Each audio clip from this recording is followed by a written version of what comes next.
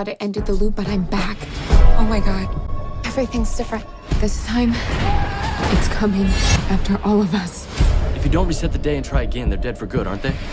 So I'm gonna have to die over and over again to save all of you.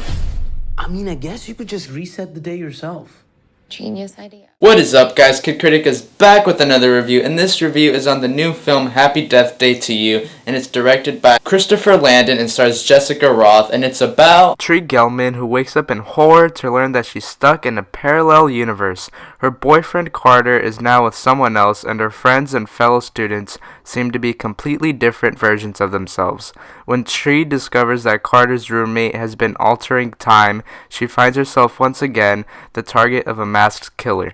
When the psychopath starts to go after her inner circle, Tree soon realizes that she must die over and over again to save everyone. When they said that they were going to make a sequel to Happy Death Day, which is a movie I really liked, I was like, well, I was kind of nervous because I was like, where would you take that story premise of Groundhog Day with like a Friday the 13th element in one? And coming out of this movie, I actually ended up having a lot of fun watching it. And I thought what they added to that premise was actually really cool. And if you were to say this movie was a horror movie, I would kind of disagree with you because it was like a little bit more sci-fi and thriller than a horror. And this movie also had like lots of like Back to the Future elements, and they all actually referenced Back to the Future, which I really liked because I'm a big fan of Back to the Future. And I also really enjoyed the twists and turns that the story takes place because a lot of them I actually didn't see coming. And the enthusiasm that Jessica Rothe brings to the movie again was phenomenal. And I think she was just as good in this movie as she was in the first one. And this movie also has like some good emotional moments throughout the movie, which I really like. Now, does this movie have like some cheesy lines that didn't really work? Yeah, I would say that. And can you really tell where the story was probably going to end up going?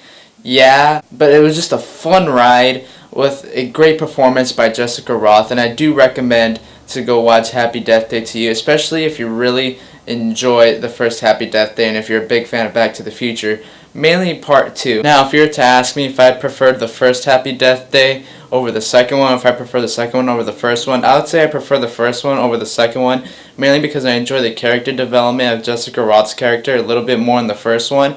But I did really like her character development in the second one, and I see how it grows from the first Happy Death Day film. But I just enjoy her character a little bit more in the first one because there's more to explore in her character. And with that said, guys, look out for the next review, and peace.